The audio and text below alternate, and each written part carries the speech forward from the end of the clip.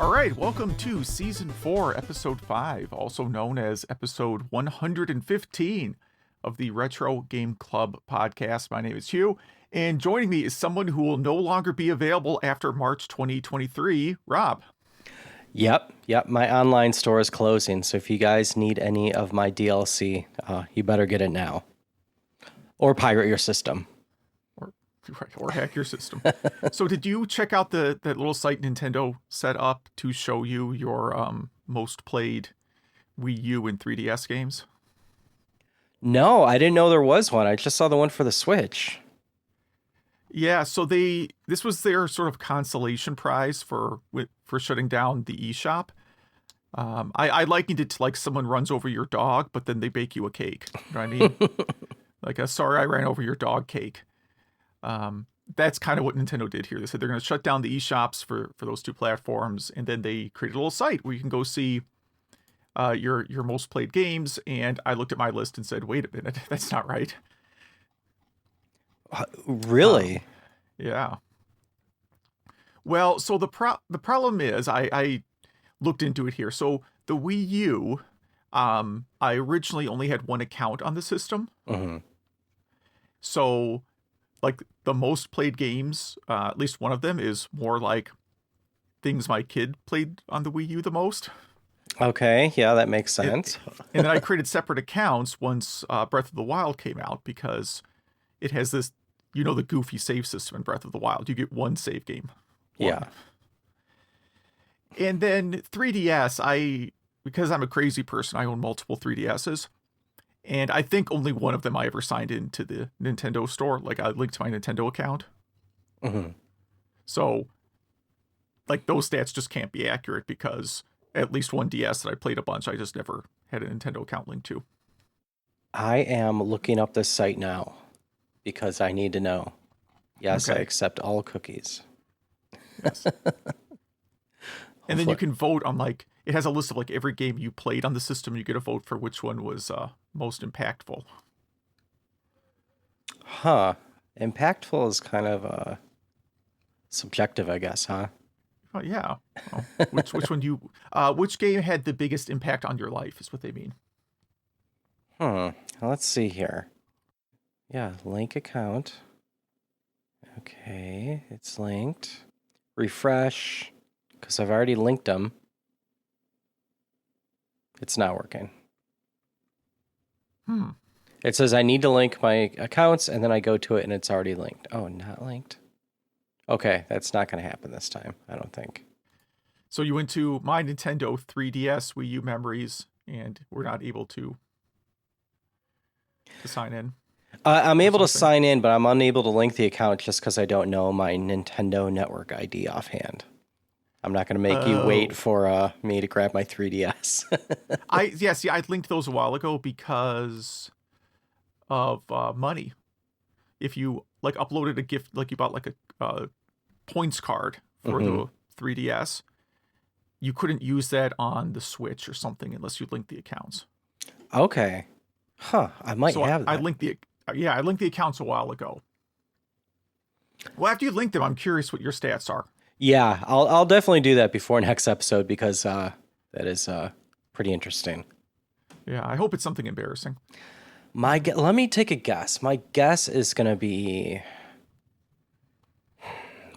Mario 3D Land or Pac-Man's Ghostly Adventures 2. Okay. So we'll see. Right, because you did not play Breath of the Wild on the Wii U, probably. I never had a Wii U, so I'm just thinking 3DS. Okay. Just 3DS, okay. So, I mean, both of those games you mentioned are on Wii U. That's why I was confused. Oh, I mean, it could be That's not that one. What was the 3DS one that was like Poltergeist or whatever that game is called? I forget what it's called. Mansion. No. Ooh, I did play a few of those on 3DS, so that could be one too. Yeah. But yeah, what else have you been up to? What else? Speaking of other shutdowns, I mean, this isn't Sony's fault, but I did see that 3G is being shut down this week, and I guess that would break some Vita stuff, perhaps. I don't know what at this point the Vita still uses 3G for. I mean, maybe you can't make calls with it or something. I forget. Could you make calls with the Vita? It had Skype. You could do that. Yeah, it had that Skype. Didn't need 3G. I mean, I guess if you're never gonna use Wi-Fi, you could stop using it. But yeah, you would need like AT&T to use the 3G on it. So, I mean, thought it had like a free 3G thing of some sort. Not that I remember. I always remember mine being disconnected. Mm-hmm. So, I guess nothing would change for me. Yeah, I mean, that's because you cover your house in tinfoil to block 3G, right? Yes.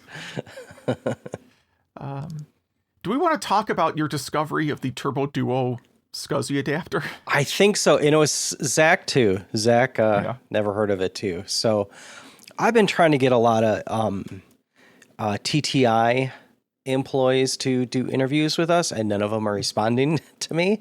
And TTI is the company that was kind of like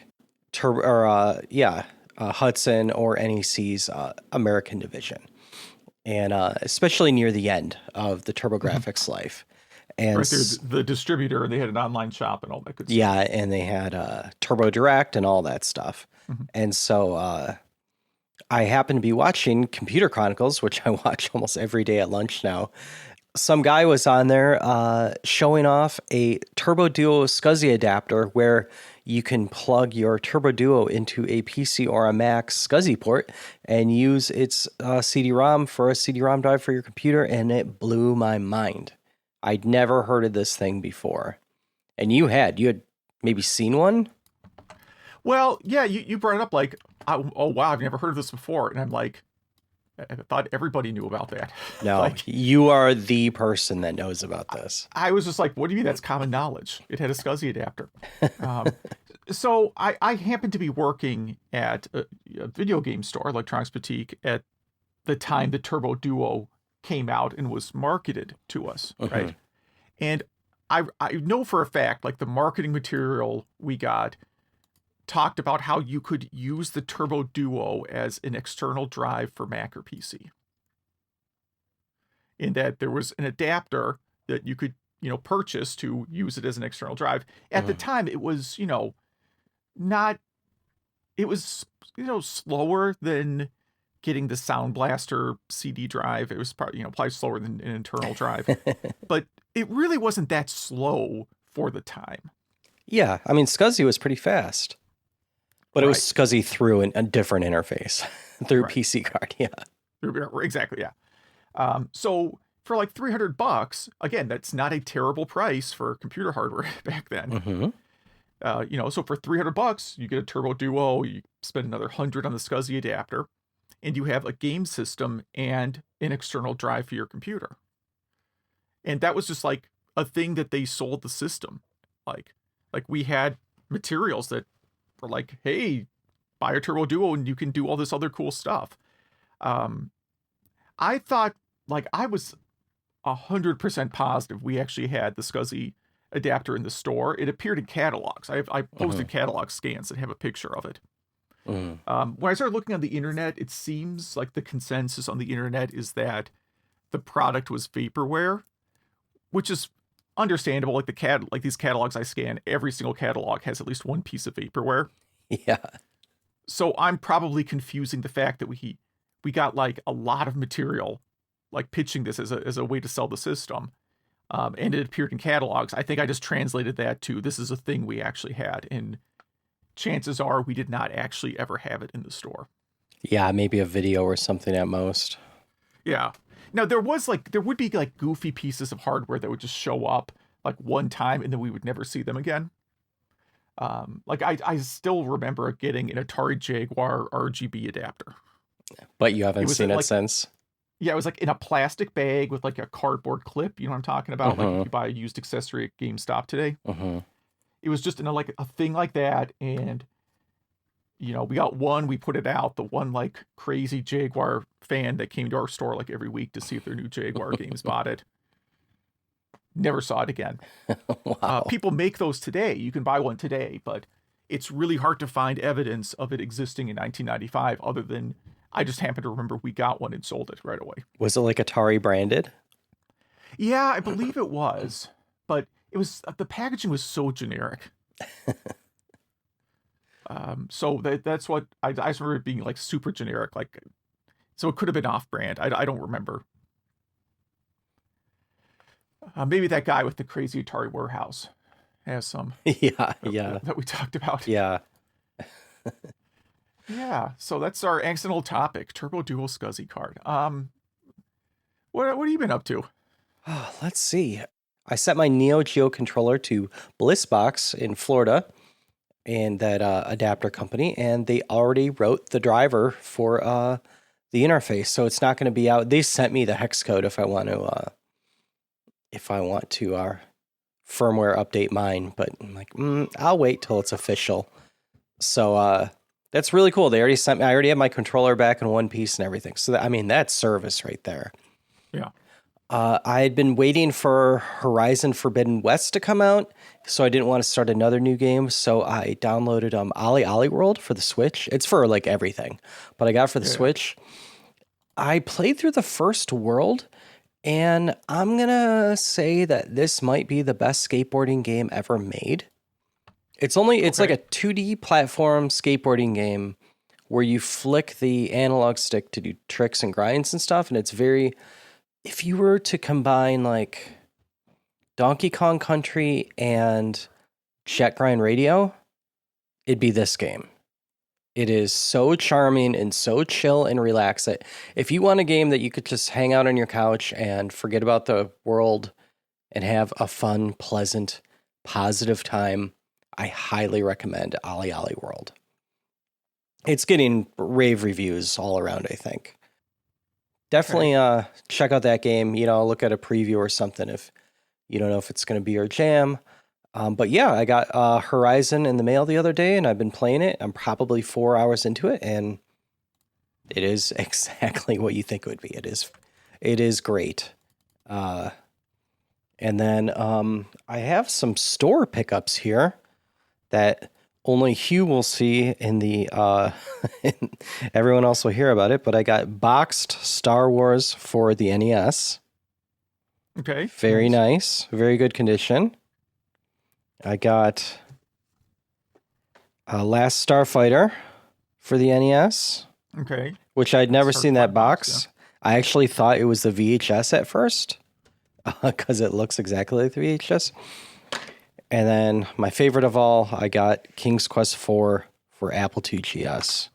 Oh. Geez, if you wanted that, I would have sent that to you. I think I have a box. I have a stack of boxed King's Quest games, and they just take up so much space that I'm like, I don't want to... It's too much time to eBay them. Like, I won't make enough eBaying them. So I'm like, do I eBay them, or do I just set them on fire? I will send you shipping money. Please send them to me. I think I have that. Any Sierra Online game I will take.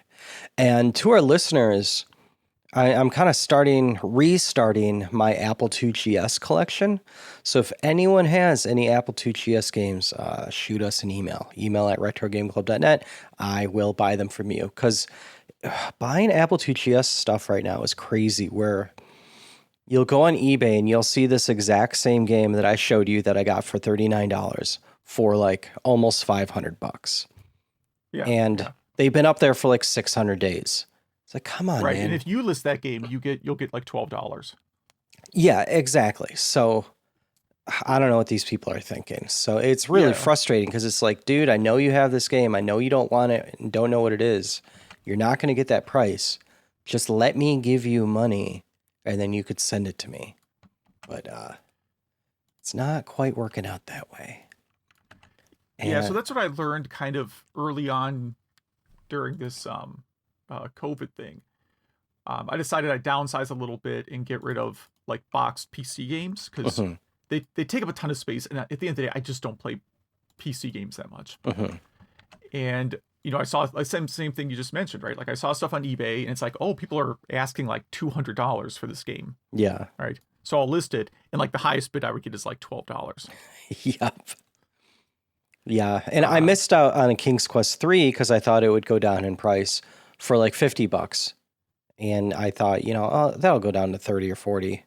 and someone bought it. I was like, dang it, that's the one I really wanted. So we shall see. Yeah, most of my box of the year games came from like one estate sale. So it was I remember this one really well because I'm like, oh, this would be like my future if my wife left me. Like you go in the house and it's just like wall to wall boxes of like loose floppy disks.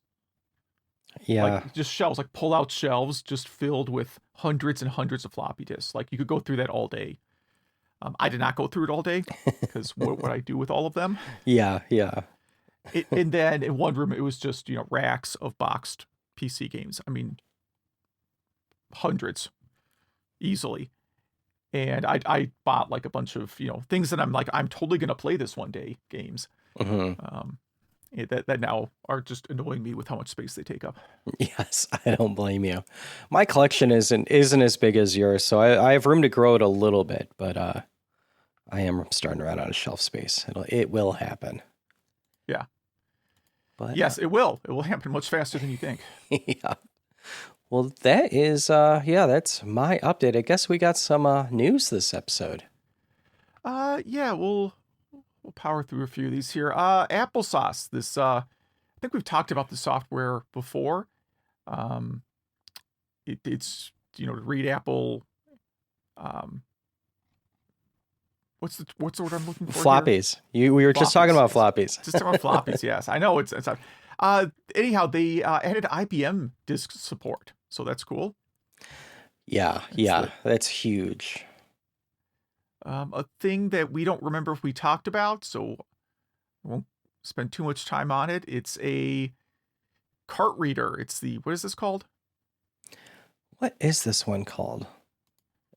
It's an open source cart reader. You could definitely see it in our show notes. It's made by Macho Nacho Productions, and it has it has a SNES, a Genesis, a Nintendo 64, and a Game Boy Advance card slots on it. Okay. And you flip some dip switches. First of all, you plug this into your computer USB. You flip some dip switches depending on what type of cart you're using. And it's even dependent on, like, the dip switches might be different between different, like, SNES games. Like, does the game have, a certain chip in it or whatever? Anyway, and then you could copy your saves off it. And I think you could dump the ROM. I know at least you could copy your saves from it, and it'll save it in a format that you could start using your saves in like RetroArch and stuff like that. So pretty neat. So you could also copy saves back to it too, which is pretty cool. And it retails for about $93 US. Yeah, I still have a device like this that I've never hooked up. So too bad you can't just use this to, like, RetroArch's coming out with hardware where you could play Nintendo 64 games. Like, I wish you could just use this thing to do that with. Make it easy and all in one thing. Yeah. Game Boy Advance could make video calls back in 2004. So this is about a Japan exclusive accessory where you plug it into the Game Boy Advance and you plug it into a landline and you can make video calls. So wait, you have to plug it into a landline? Yeah. Even though it's using 3G? Is it using 3G? I thought. Yeah. So this is what threw me off before, because I was like, 3G didn't come out that early. No. But it did in Japan. The article is referencing 3D. Like 3G was coming out. Oh, okay. So you actually do plug. Oh, yeah. I see the landline port right there. That's funny. Big giant hole. Yeah. NES game is a sequel. So this is now we're going to like Homebrew and cool stuff like that. New NES game, which is a sequel to something. I wish they would just tell you the title of the game in the headline. Yeah, Beavis 2. Not familiar with this game. So, yeah, Beavis, they think is vaporware, because it was in a catalog or two, and they don't know if it was a typo or if it was a placeholder or if it was one of those things. You know how in maps they'll put like a fake road, so if someone copies their map, they'll know. They thought it was that kind of thing for the retro catalog, but Yeah, this YouTuber who my page isn't loading for this right now for some reason. It was his dream to create an NES game, and he had some friends and colleagues help him do it. And now you could get this Beavis 2 on many systems, including Dreamcast and Switch. And it doesn't look too bad. Not that I could see it right now, but I did watch the video before. It's in our show notes anyway. You all can go look at it. Yes. All right. The basic 10-liner contest. We've talked about this before for sure. Every year, yeah. Every single year. Yep. If you want to go create a basic 10-liner, it seems like they are open to any computer platform that has basic, at least, which I guess would be almost all of them. Yeah. I can't think of one that wouldn't. And they're always very impressive. People are very good with 10 lines of basic. Something Zach actually tested out. Wordle can now be played on Game Boy and Analog Pocket. Have you played Wordle? I have, yeah. Okay, I've actually never seen it, other than in this. I have never missed one. I mean, I'm not like a language expert, but it's really not that hard. I don't even know how to play it. Never seen it. Nothing. Oh, well, it's pretty easy to learn. But yeah, a lot of people are making homebrew versions for game consoles. It's actually, when I saw Wordle, I'm like, oh, this would be like a computer science homework project. Maybe not the visuals, but just like the whole algorithm, like enter a word and then tell me which letters are, in the target word. It's pretty simple. So I can imagine like creating, like I could create a Genesis version of this pretty quickly. It's just not hard. Getting a list of words and just storing, I guess on the Genesis you can store, you can easily store 2 meg of words, which is probably all the 5-letter words you would ever need. Yeah, definitely. Yeah, that's a lot of words. So, I mean, you could store 4 meg. I know someone will like decide they have to correct me on that, but I'm deducting for like program space and tiles and all that stuff. Yeah.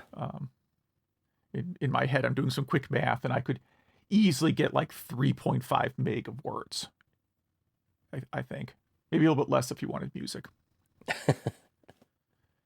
Yeah, and Zach said it was pretty cool. It worked well. But I'm not going to write that because it doesn't actually interest me at all. All right. This is actually kind of old news. This was published recently, but is referencing something that happened a couple months ago, I guess. Williams Defender source code posted to GitHub. I would recommend you clone that really quickly. Yes. Who knows? I don't know how legit it is. It looks like it was actually posted like 7 months ago, but I'm just learning about it now through ozretrogamer.com. Yeah, it's so cool to see this out there. Yeah, and posted by the guy who actually wrote it. Yeah. It's always floppy time. I thought this was a cool Hackaday project. It's if you remember those old containers, you would put floppy disks in. We have a lot of we said floppy in this episode more than we have in the past like 50 episodes. All of them, yeah. But this is a clock. So there's 2 rows of floppies. So on the left row, you would have the hour, and on the right row, you would have the minutes, and it kind of pops up the correct floppy so you can kind of see what time it is. So it's a 24-hour clock. So in this picture, it's 21:35 is the time. It's kind of a cool looking project. I wouldn't mind having that at my desk. Yeah, I also have a ton of floppy disks if anyone needs them. Those I have are stuff like Windows 3 on floppy disk. What am I ever going to do with that? Those are like gold. People are hoarding floppies right now. Yeah. And long lost Atari Jaguar game Unearthed. It looks pretty unfinished. It looks really bad. Yeah, it looks like it's a sort of pole position looking game, and I say that because the graphical quality is about a little bit worse than pole position. Yep. I'm assuming this was just something that was started. Like, let's get the mechanics of the car down first, and then we'll add actual graphics later. Yes. Yeah, and it looks like they barely got that. So, yeah, this game's called Speedster 2, and I do not know if I remember a Speedster 1, but I'm sure there is one out there. Yeah. I don't remember a Speedster 1 either. It would not have been on Jaguar unless it was under a different name. There was a pole positions, looking racing game for the Jaguar. It was a launch title. I probably own it. No, I can't. I'm drawing a blank on the name. I think it was called Checkered Flag, maybe something like that. It doesn't look very good, like, either. So maybe in Europe it was called Speedster. Like, this could be something like that. Yeah. But, if this was any other podcast, we may have looked it up beforehand, but we didn't. Is it called Checkered Flag? Is that what I'm thinking of? You have to help me out here. Jaguar. Not Check Engine Light. That's what showed up for Jaguar Check. Because it wants to talk about the car, not the game system. Who would... yeah, all I'm getting is results for the cars. Doesn't... Yeah, there it is. Checkered Flag. That I actually got the name right.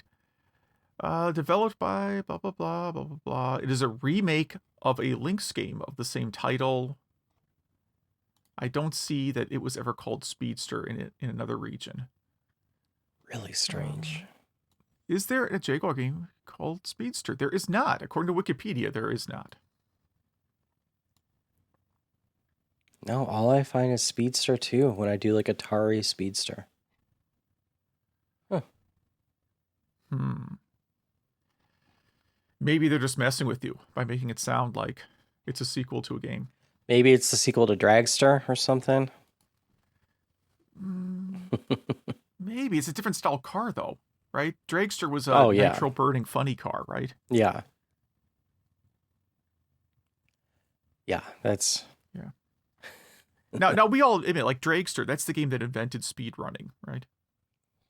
And almost ended it, too. Yes. Yeah. Let's see. Well, hey, that's news, isn't it? Yeah.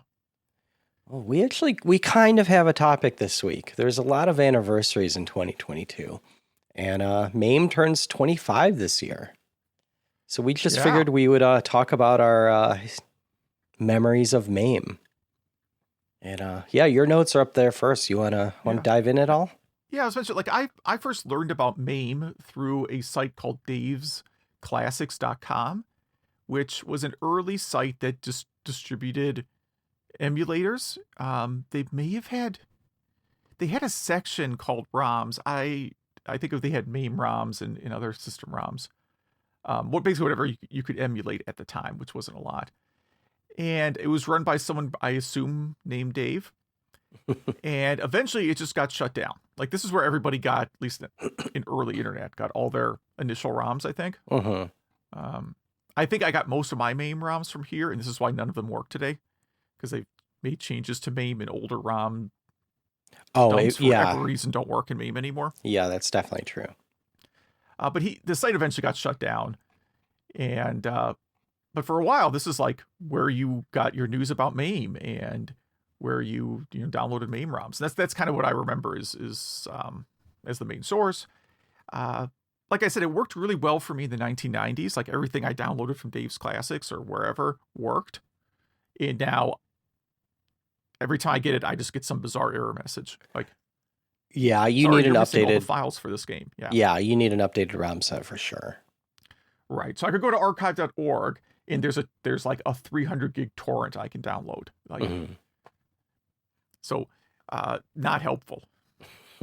So the thing that I think is, again, I don't have like tons of intelligent stuff to say about MAME, but it did help launch this like illicit industry of repro arcade cabinets, because all those are MAME boxes. Almost none of them are licensed unless you're buying like Arcade 1-Up. But like when you just buy like a MAME cabinet, I mean, MAME cabinet is a term that exists. Like everyone listening to the show has heard of a MAME cabinet, or built one, or owns one. Oh yeah. Yeah, that seemed like it became a big thing like around like 2004, 2005 when like Pentium 3s and Pentium 4s could pretty much do anything at that point. And since Pentium 4s weren't great for much anything else, no one wanted them around them because they were so hot. They were perfect to put in an arcade cab. And something I didn't put on the notes that I thought was kind of cool about MAME and Dave's Classics and all that stuff, that I got to discover a lot of early arcade games, so things that were out of the arcade by the time I was arcade age, and also like weird Japanese stuff. Games like Mickey, where you're like a student like headbutting your classmates. Have you played that game? No, I haven't. It's bizarre. It's just weird. It looks like you're headbutting them in the groin is your attack. So it's just a weird game. I can't figure out the scoring, like what the objective is, but it was just it was absurd. And then you kind of go through and you find, oh, there's a lot of really absurd games that didn't make it to America. Oh yeah, I mean, and it also does a bunch of like gambling games and those picture matching games that you would see at bars, and a bunch of games that don't even have screens, which I haven't tried to play any of them. I don't know if they make front ends for them in MAME so you could actually see what's going on, but yeah, there's a screenless filter in MAME that you could do. But let's see. Yeah, I mean, I really got into it around 2015. I've definitely used it far before that, but that's when I really kind of got into the guts of it. And I mean, there are so many different MAME files, like you were talking about, that 300 gigs worth, where for each game you can have the instructions, the bezel, the marquee, the side art, the picture of the PC board, the dip switch instructions, all that stuff. I mean, on and on and on. And I built a setup where and this is just in vanilla MAME, no RetroArch, no nothing else. If you set up your config file correctly and you have all the correct files, when you select the game on your main screen, it'll play the game with the bezel around it. On the second screen, if you have you could get long, short but long, almost like sine LCD screens. You can make it load the marquee and have it there. And then on another little screen, you could have the instructions or the game controls and stuff like that. And I got that working. I was really proud of myself, actually. So MAME is really, really powerful. And like you said, yeah, I think it created an entire industry, whether that industry is legal or not. Well, it almost certainly is not. But yeah, so I look at like archive.org, who somehow is able to host things like this. Again, I don't understand how this is legal, but I don't know. Maybe every time I go to this page, someone gets my IP address, and one day I'm going to get a letter saying I owe them like $1 million for all the things I've downloaded. Yeah. But yeah, I can't see the file size. It says there are 13,788 files. If I click show all, what does that come up with? I can't see a file size still. BIOS, there's MAME. Yeah, it's just so confusing to me. I totally understand it, but that would be a whole episode on its own, what each folder in MAME does, because that's not just the game ROMs. And plus, I mean, there are different MAME packs. So you could get the merged pack where, there are a ton of games that use the exact same chips or ROMs. Think about, Pac-Man and Miss Pac-Man, stuff like that. So it would put all of those games kind of in the same zip file and stuff like that. So those are much smaller. Or you could get the non-merged where everything is separated and it's just huge. Yeah, any MAME closing thoughts? It wasn't a whole topic. We just kind of wanted to mention it. To recognize this, yeah. Yeah, no. Here's what I'll do. I'll send you if someone has everything downloaded and working, I'll send you like a flash drive, and you can send it back to me with all the files. I'm not going to try and figure out how to download this. It looks huge. Comcast will probably shut down my internet connection if I try to torrent this. Yeah, you'll hit your data cap. Yeah, I don't know how we have a data cap, but I do somehow. I don't know if they enforce it or not, but they claim they do. Game Club. Yeah, yes, Game Club. Mine's up there first, so I guess I'll go first. I did Ape Escape on the PS1. It's a 1999 game developed by Japan Studio and published by Sony. And Japan Studio is a Sony studio. I would say its most influential developer was Kenji Kaido, who started, Project Ico. He did the Shadow Colossus and Ico games and a few others, but those are his popular ones. And yeah, I know it's probably pronounced Eco, but whatever. So Ape Escape, though, is a 3D platform-ish game where this kind of mad professor loses a intelligence cap to one of his apes, which they're all actually monkeys. And it makes him intelligent, but it was a beta version, so it also made him evil. Somehow he went through time, and you, as a character named Spike, need to go through time to capture all the apes that he's controlling with other caps, and then eventually defeat him. And I did not beat this game this time. You could probably beat it in about 4 hours, but I was fighting a little bit of emulation. I was hoping by this time that the Mister was going to support PlayStation, but it's not quite ready. I was testing that out as an alpha build, but it's definitely getting there. And I would say out of any Sony game I've ever played, this one feels the most like a Sega game, if that makes sense. It just feels like a late 90s, early 2000s Sega game, which is a compliment. This game, it uses weird controls. It's the first game that requires you to have the dual sticks on your PS1. And they don't use it like you think you would now. You know, one isn't movement and one isn't camera. It's movement. And then, unfortunately, the other stick's control is like the remake of Skyward Sword on the Switch when you don't use motion controls. So you could kind of flick up to, make your net that you're supposed to capture these apes in kind of go up and down or, left or right and yada, yada, yada. I should mention, the net is kind of the main weapon. You get an underwater net.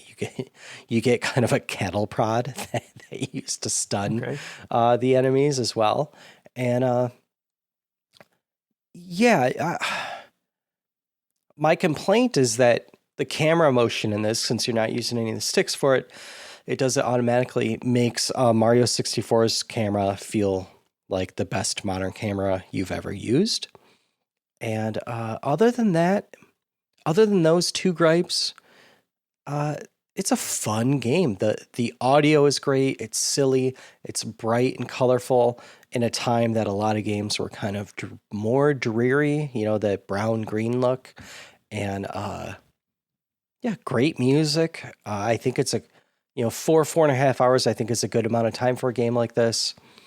There's a few sequels, and a lot of people are begging them to create like a compilation pack and a new game, which I think they will. You could get this on PSP as well, and there are a ton of games kind of in the same universe that are on different systems. I even think there's some on the DS and stuff like that. So you can play Ape Escape 2 on your PS4, and I heard it is just like this game, but a little bit better. So that's where I would suggest people go. Just play Ape Escape 2. But Yeah, I didn't know if you had a chance to. We both kind of picked games that were kind of difficult to play this time. I don't know if you had a way to play this one. Yeah, no, I did not. I probably could have got it running on the Sony PlayStation Classic Mini, whatever it's called, except for the controller thing. Yes. So it just comes with the regular controller, which is not like I mostly play Bust a Move and RPGs on that system, so I don't need a DualShock controller. So I did watch a speed run of it though, which is about 45 minutes. So I didn't watch. I kind of skipped around a little bit. It actually looked all right. Like if you told me it was an early PS2 game, I might have believed it. The graphics are impressive for sure. Yeah. And I put on here that if you swapped out the lead character for Sonic and changed nothing else in the game, it would have been a big hit. Oh, that's a good point. Yeah, that is a good point. It just looked like a 3D Sonic game with a different lead character to me. I mean, people be like, why does Sonic have a fishing net? Well, who cares? Yeah, exactly. Yeah. Is that the most absurd situation Sonic's been in? No. Yeah. He had a human girlfriend in one game, right? I mean, like, yeah, the net is not a big deal. And I should mention that this game, like you said, it does look good. And it is a great game. It was reviewed really well. So I do suggest everyone go play this one. Let's talk about your game. Yeah, so because the movie came out, I haven't seen it yet. I'm probably going to wait till the theaters are a little less crowded. I picked Jackass the Game based on the MTV series and movies. And this is like really such a product of its time. It really is. It's a really, really short game. I'll say that. Like you could definitely finish it in one sitting. And I don't mean like one long period. Like you could just sit down, plug it in, and be done. It's like your lunch break. Yeah. It's not a very long game. It's not bad. Now, again, most of the complaints tend to be that it's just a collection of mini games, but what else would you do for this? You know, open world RPG, like nothing, no other genre makes any sense to me. I actually got this originally when it was fairly new, but I got it really cheap. So there was a video store that was going out of business. It was not Blockbuster. It was what was the chain that had like everything was purple? Like their color scheme was purple and black. Hollywood Video? Hollywood Video sounds right. I actually have at the same sale, I took a bunch of their signs because they were going out of business. What do they care, right? Yeah. So I have a Nintendo GameCube sign up over by some of my Nintendo stuff that I took from that same going out of business sale. Cool. Yeah. The employee. I mean, it's not like I snuck them out. I was like literally holding them under my arm while I was buying clearance games. And what's the teenager that working there? What's he gonna do? Yeah. He don't care. He doesn't care. He does not care. So I paid not a whole lot for it. It was pretty cheap. I would say like this game would be worth $5 on the Switch. Like if they just somehow ported it to Switch and re-released it. I kind of played through the whole thing in one night because I had to work overnight a lot over then. So I was in charge of like this team in India, and they were learning how to do system deployments, and I just had to kind of be on call in case something went bad. This is kind of during the training phase. So I would end up playing a lot of games like this just overnight while listening to them struggle to deploy software. And I think I got almost all the way through it. I don't remember exactly how far I got the first time through, but there's some of the later stages you can't get through. There's like one like unicycle stage where I don't think it's humanly possible to actually complete it. I tried it on PSP this time, and overall, like for a PSP game, it's really good. I mean, it looks almost indistinguishable from the PS2 version. The scoring is different on PSP and PS2. The PS2 scoring is actually much, much easier. So to advance stages in the PS2 version, you have to earn, like each stunt you do earns a certain amount of money. And to advance, you just have to earn a certain amount of money. So if there's a stage you're having a hard time with, it doesn't really matter because you could go just rack up a bunch of money in a stage you're good at and not even do the stages you're bad at all. You can just skip them totally. And on the PSP, you have to complete, each stage has 5 objectives, and you have to complete at least 3 of them to advance. And there are some stages where completing 3 objectives is really, really hard. Okay. So that's why there's one stage I liked a lot. It's a sort of Katamari Damacy ripoff stage where you're wrapped up in a giant snowball just rolling downhill. You know, it's not free roaming like Katamari Damacy, but you have to try and collect things in the snowball that you're wrapped up in. Like, all the stunts in this are like, they all seem like things that maybe someone suggested, and until you realize that if it went wrong, everybody would die. Yeah. That's what most of these stunts feel like. So overall, yeah, it's fun. It's fun, and I think, yeah, I really think it could be all right for Switch as a cheap game. Don't pay $60 for this game. Yeah. It has 1 hour of content. So this is one, I'm glad you mentioned the PSP, because that's probably, I haven't had a chance to get to this one just because I was kind of fighting with emulation to get my game going. So I really had to focus on that, and I would have to do the same with Jackass, but PSP would actually make that a little bit easier for me. So I'm going to try to check that out before the next episode. You mentioned the movies. I forgot to mention at the top of the show that last night I went and saw Uncharted. Okay. And the movie theater, meaning the building, was packed. And it was fun. It was a good movie. I think Sonic was better if we're rating video game movies, but I would suggest seeing this. There was actually a PlayStation logo before the film started. So they were like all in. It's not just like Sony Motion Pictures or whatever. But anyway, sorry, Jackass. Any final thoughts on that? No, again, like, if you find it cheap, it's worth it. It's totally worth it. Definitely do not ever pay more than $10. $10 I think is the cap for what you should pay for this game. Now, can you choose which character you are? Like, could you be like Steve-O or Johnny or? Yeah, most of the time, yeah. So you unlock characters as you complete stages. Some stages are fixed character though, like you can't change. Okay. I don't know if there's a big difference between the characters on each stage, but there's a couple. Like, each one maybe has like one extra costume you can unlock. All right. Now, can you be naked? Because there's a lot of nudity in Jackass. There's Steve-O in a thong, I think is most you can do. And there's Party Boy. So there's a Party Boy stage that's a rhythm game. Nice. Like, for that one, you can only play as Party Boy.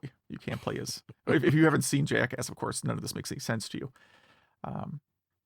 But, like, for that stage, you can only play as that character, because how else could you do a Party Boy stage? But yeah, right? Yeah. Well, cool. I'm definitely, I'm not blowing smoke right now. I'm definitely going to try to check this out soon. Well, cool. What are you going to play next?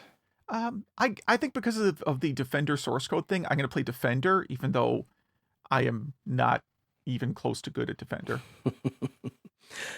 I just realized that I forgot to pick a game, so I am going to go with, I'm typing it right now, Satan's Hollow.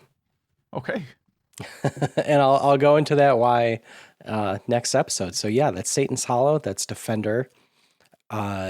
If you played Jackass or Ape Escape, if you have any cool news, if you plugged your Turbo Duo into a Scuzzy port in your computer, yeah, please email us. Email at retrogameclub.net. That is email at retrogameclub.net.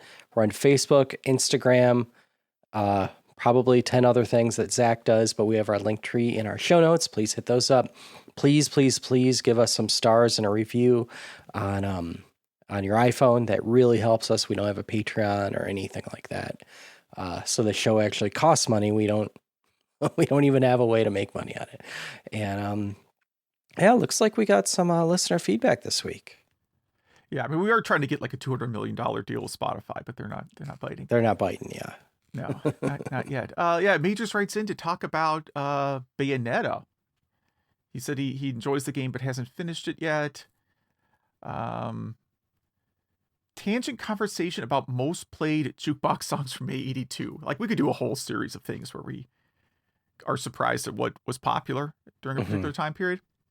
But yeah, he said that the funny thing is like how nostalgia, like how we think about the 80s and how the 80s is presented in media, it just is so different from reality, because the 80s we lived through really looked and felt more like the late 70s, especially if you're from a small town. Which yes, there's a lot of small towns I go to now that today feel like, kind of late 90s. A lot of people wearing corn shirts, you know what I mean? Oh yeah. Like, okay, all right. So that's I like that. He also wants to thank Zach for all the research on Miss Pac-Man. We'd like to thank him again too. That was a lot. Yes, definitely. And then Gyrus is confusing because it has a joystick, but it rotates all 8 directions, sort of like the 720 joystick. Now, I don't think I've ever played 720. What? No. How is that possible? That's one of the greats. I looked at it and said that doesn't look fun. Guess what my next game club game is going to be? It's sort of I thought it looked like Bubbles, which was another game I didn't like very much. Okay, yeah, I haven't really played that one. I thought the controls reminded me of Bubbles. I'm like, not interested. And then disappointing console purchases. I guess we asked that on something called social media. He said he always tries to do his research before buying a system. However, he did buy an IBM 8088 computer when the 386 was already available. Yeah, that would be disappointing. I'd like to go back to his jukebox comment. Okay. I was reading something funny this week. So there is a restaurant that's in walking distance from our house that we go to a lot. It's not great. It's not even that good, actually, but we can walk to it, so it's very easy for our whole family. And they have one of those jukeboxes that just kind of hangs on the wall. It's an all digital thing where you get an app on your phone and, QR code, or whatever, yada, yada, yada. And then for $2, you get like a few songs. What people, I don't think, realize is that those aren't like geo-fenced. And so I was reading about this guy who, anytime he saw his ex-girlfriend posting Instagram stuff at her bar, he would get on the app and just put like Hanson's Bop like 20 times in a row and just like ruin our night. I just thought that was genius. Well, genius or stalking behavior. I don't know if I want to encourage that. I don't know. If you're just goofing with your buddy, though, you know what I mean? Like if your friends are out, Yes, I think there's a difference between you're messing with a friend versus I'm stalking my ex on Instagram and trying to, ruin her night. Yeah. Ruin their night. Yeah. I think there's a pretty big difference there. Yeah, but it's not, it's not causing harm. It's just making someone listen to Mbop, which I guess that might be causing harm. Yeah, I think it is causing harm in that it's projecting this guy is always watching me wherever I'm going. Yeah. Which is another reason. Of course, she could. I realize she could block him. He'll create fake accounts. Like, it just sounds like really bad behavior. Yeah. It also could be a fake story. You know what I mean? But, right. But, again, I could see it to like mess with messing with friends. I think that's a perfectly acceptable use. Or maybe if you had bad service at the restaurant, it's like, well, you know what? I'm leaving here for the night and you guys were not great. So I'm going to put on the most annoying song 20 times in a row while I'm leaving. Yeah. And I guess because like there's a, I've only ever seen it at like this one, there's a Mexican restaurant that I bias that we go to quite a bit. And they have one of those. And typically the music is, Mexican restaurant music, for lack of a better term. Right. It's not going to be like, you're not going to hear like Holy Diver or something or whatever out of it. That would be really out of place there. So I wonder, I guess those jukeboxes probably would have access to like do they have access to like every song ever? Is it like Spotify? It's like Spotify. Yeah. Yeah. So you could put like kids bops through it? Oh, probably. Yeah. Yeah. Or like the Lion King soundtrack, something like that. Something like that. Yeah. So if you wanted to torment a friend, right, that would be more effective. Put funeral music. Yeah. Again, let's be reasonable here. Let's not stalk people, but if you just want to prank your buddy one time, I think that's fine. Yeah, like Sarah McLachlan. Like you're going out to the bar, you want to have a good time, and then you just jam Sarah McLachlan's most boring song over and over again. Some depressing song about yes, about animals or something. Yeah. Exactly. Oh, I think that's just so funny. Anyway, Majors, thanks for that email. Yeah. I guess on the social media, we also asked about the disappointing consoles, right? Got a lot of responses, man. Some surprising ones, yeah. So someone was disappointed in their Game Gear. They thought it was just a cheaply made Game Boy that wasn't as fun. You can only play it for a short period of time unless you're sitting next to a wall outlet. The ones that surprised me are these next two. The GameCube, someone bought it for Pokemon, and really all he had for it was Mario Kart and Pokemon. And the next one is the DS. He couldn't really afford it at the time, got it anyway, and he barely played anything but Pokemon. And those are, okay. I think the DS might be, the DS/3DS ecosystem might be the best handheld systems of all time, I think. In my book, you know. I think from this this person's perspective, it's that they bought something they couldn't afford and were stuck with just one game on it. Oh, that makes sense. That makes perfect sense. Yeah. And then the Game Boy too. Yeah, I guess the games could have been a bit pricey too, but now it's one of the most sought after systems. It's still weak in my book. I don't really go back to GameCube much. Next is Phillips Cdi, which we really don't even need to get into that one. It's probably true. I paid $5 for my CDI, and I'm also disappointed by it. Yes, the Wii U, which a lot of people, it could have been a good system. It just wasn't supported enough, and now all its best games are on the Switch. So who cares? And then the 32X, one of my favorite systems, even though it doesn't have a huge library, the games it does have, I tend to really like. Yeah, it's good for playing arcade ports. Like if you don't want to mess with MAME, 32X is a good way to play a lot of arcade games. Uh-huh. Oh yeah, and then the Ouya, which don't you have an Ouya, or did you have? I am not disappointed with the Ouya at all. I paid $100 for it, and like for playing, if you bought it with the intention of playing Android games, yeah, it's a huge letdown. Right? It's the Atari VCS. It is, yeah. Like if you thought you were getting an offline version of the Android store, and anything that you can get on Android now you can play on your TV, but with a controller and blah, blah, blah. Like, yeah, it's disappointing for that. Uh-huh. If you were like me and you said, oh, I bet I could just put emulators on that, then you're not disappointed. Yep. It's a very good system for, you can't really do beyond 16-bit emulation on it. There is there's a Nintendo 64 emulator. It's awful. There's a PlayStation emulator. It barely works. So I was actually, because we talked about this offline, I've been thinking about upgrading the Ouya by buying a newer dedicated Android console. So the Ouya was like $100. Today, like on Amazon, for $40 to $60, you can get a dedicated Android box like the Ouya that is 20 times more powerful, 40 times. I don't know. Like it's a lot more powerful for a lot less money. So I've been kind of debating, as maybe a project this year, setting up a different Android emulation box that can do, newer systems. Yeah, and the I/O will be faster in that too, so your controller lag time will be better as well.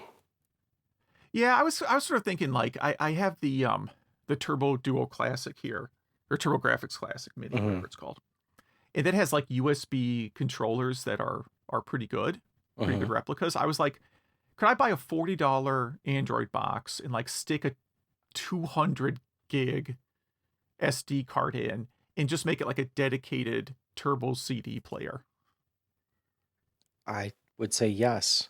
Or like just boot straight to that. No, like nothing to mess with. Just boot straight to that menu of games. Go. Why wouldn't you go Mister? Because the Mister is more than $40. True. It's way more than $40. Right. But then you're done forever. That thing. That's the thing is, I'm not really like super interested in emulating newer systems. Like, so there are a few things I would like to do, but like, to be blunt, like Nintendo 64, I kind of own all the games I'm ever interested in playing on it. Yeah. And the PlayStation Classic Mini is good enough. The storage is kind of a problem because you can't really, it only supports very low power, slow USB drives. Mm-hmm. And you can't really get more than like 32 gig onto it. Okay.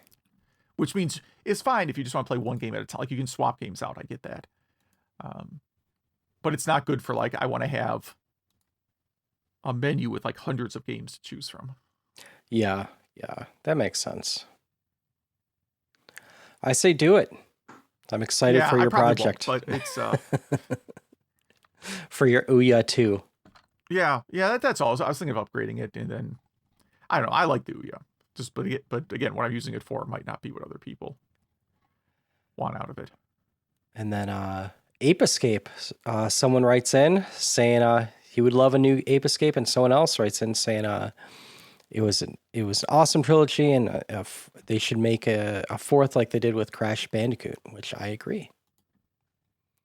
So again, email at retrogameclub.net. Please write us. I know we don't have as many shows. We're like every other week instead of every week now, but hopefully you're getting a little bit better content and having us being a little bit more attentive and less tired, because I know a few of those times when we were doing it weekly, I couldn't even see straight a few times. I was so tired while we were recording. And what are our new games again? It was Defender and Satan's Hollow. Yes.